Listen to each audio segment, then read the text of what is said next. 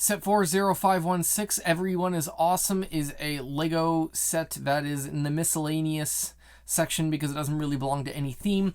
It comes with 346 pieces, 11 minifigures. It is for the ages of 18 and up and was released June 1st, 2021. It retails in Canada for $44.99 Canadian, in the US for $34.99 US, in the UK for £30.99, and in the rest of Europe for €34.99 up to €35.99, with Finland being €44.95. So if everything goes to plan, this video will release hopefully June 1st, just in time for beginning of Pride Month. So, and I say hopefully because I don't know. So the front of the box, you have a large picture of the set and all the little minifigures and that little diorama there. The top left has Everything is Awesome in a sort of multi-neon sign color there. Bottom left has the Lego logo, and below that on a white Lego piece mosaic background is all the set information.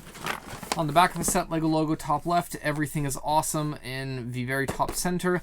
You have a picture of a set from a more forward on direction. The top right has a picture of a set from a side view from the, what would be the right side if you were sort of looking at it.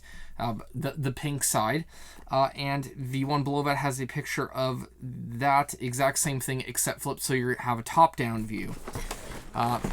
One side has a warning that due to small parts there's a potential choking hazard if children 0 to 3 consume them, so you gotta watch out for that.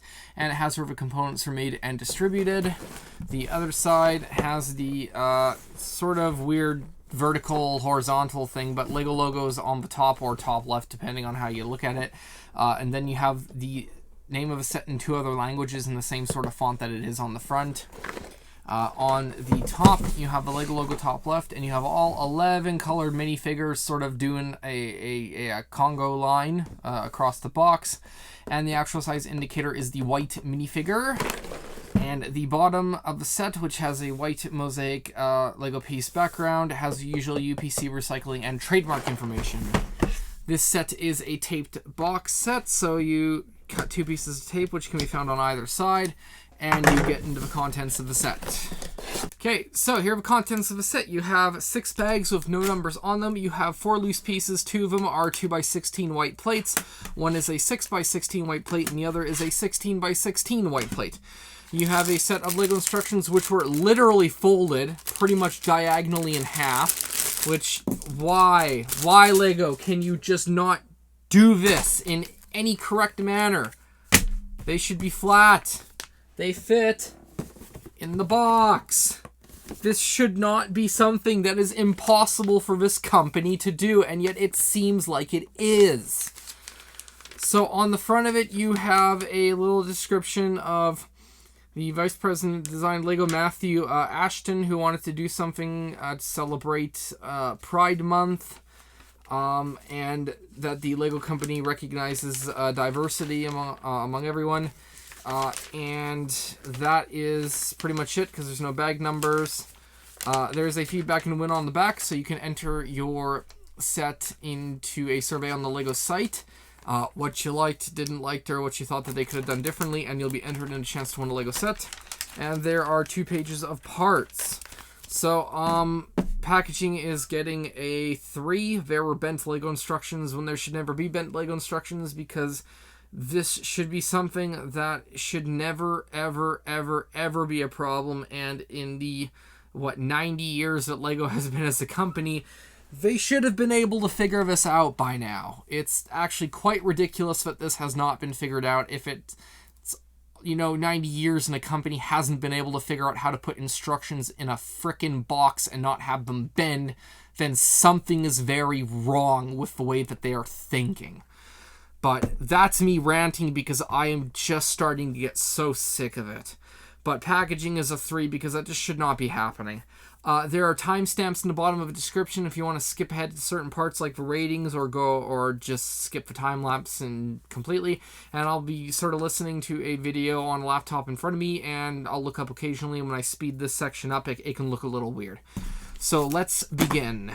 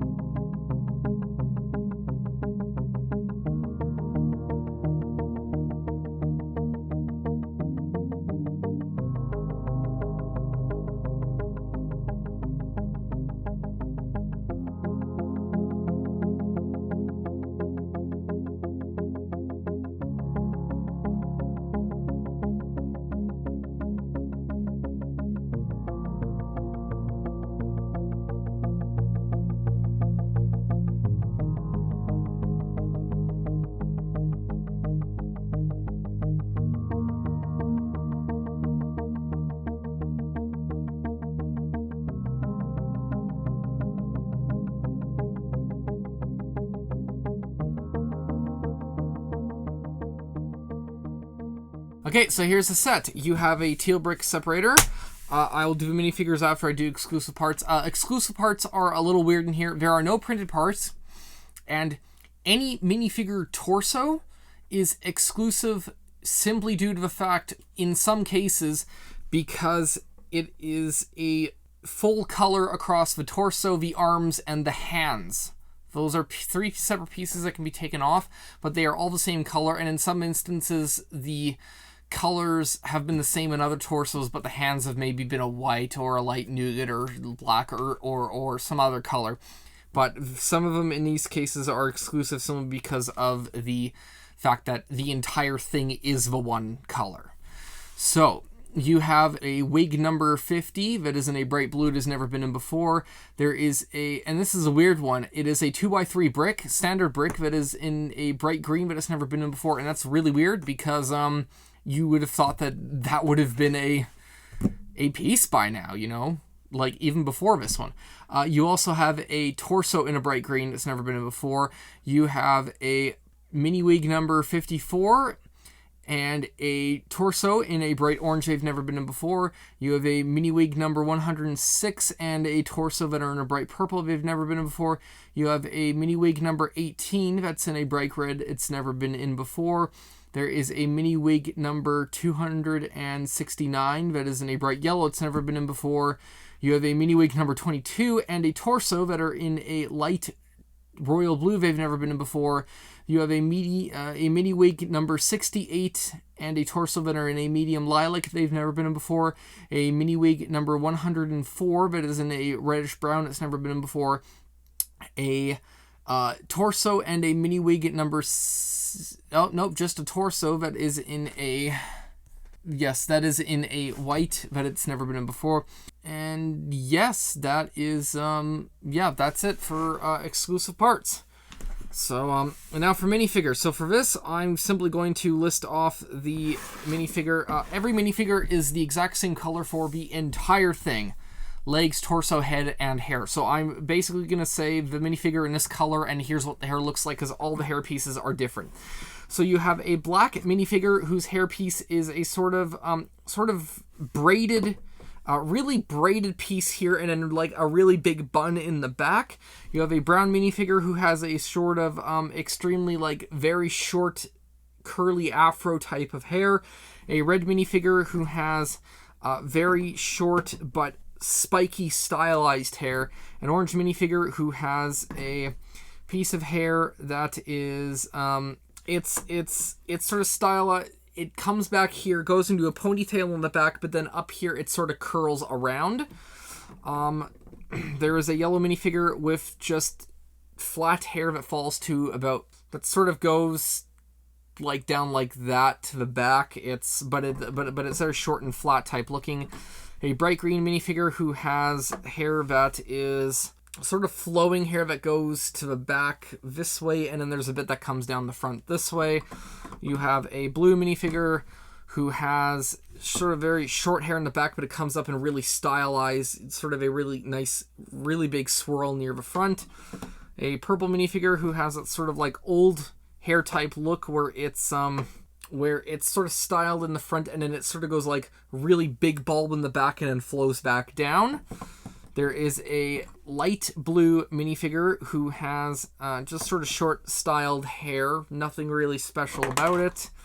A white minifigure who has sort of long flowing type hair that only goes to about shoulder length. And a pink minifigure who has basically what Hermione Granger hair. It's extremely bushing and flowing all the way down to about mid back in the back section, and it's just really sort of everywhere. So that's it for minifigures. This is an extremely colorful set.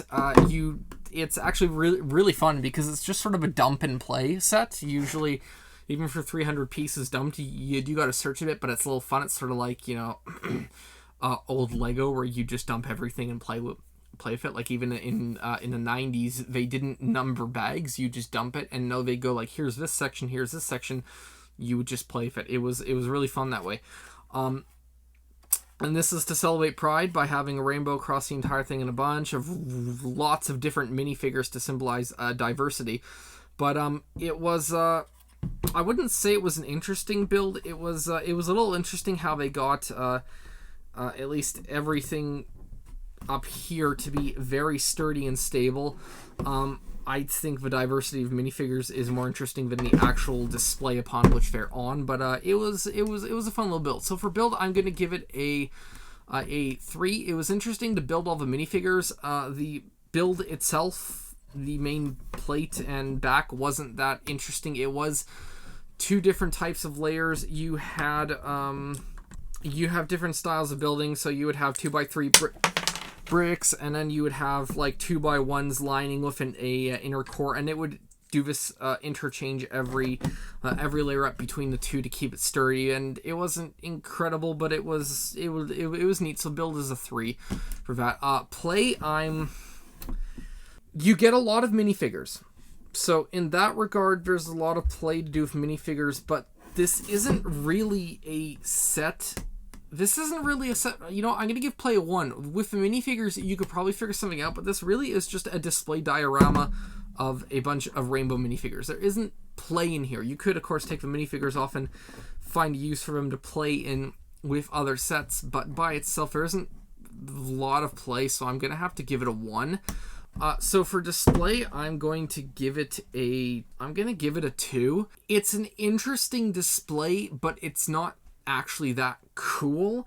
You do have it divided between each color, and then you have the minifigures going that way, but other than that, that's all you have. There is no real complexity like the depth, like the 3 most recent Star Wars dioramas, like the Trench Run and like the Dagobah set. There isn't complexity like that, and it isn't a big cool display like the Titanic or the Colosseum. It's a little thing whose main purpose is to celebrate by the Pride and Pride Month and by the diversity within the world.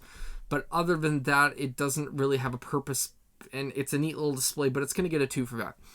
And for the value, for pieces to price, it's either okay or not so great where you're at. You do get 11 minifigures, and though they're not really useful minifigures in that you could repurpose them for displaying in other bits. You could have them as like little statues throughout a Lego City type thing, but you can't really diversify them, even though it's really cool. You could reuse the hair pieces and possibly the legs, but I don't really see any other part of them being reused. And you do get a bunch of colorful bricks. I think I'm going to put the value as a 3.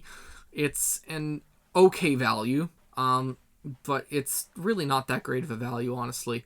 For who this set is for, this set was mainly Lego's way of celebrating Pride Month and, again, diversity from the world, and it was geared towards people who want to also do that, who like Lego, and I would even say towards people who looked at it and saw a bunch of colorful minifigures that they might want to use elsewhere. But other than that, I don't really think this set is targeted at anyone else, and it isn't really that special. The set, sure, it looks interesting, but other than that, it's really special, and I'm not sure that I can recommend it to anyone who's not a Lego fan that really wants to show that, that they're pro-Pride, if I can say that way. And with that, I will see you all next time.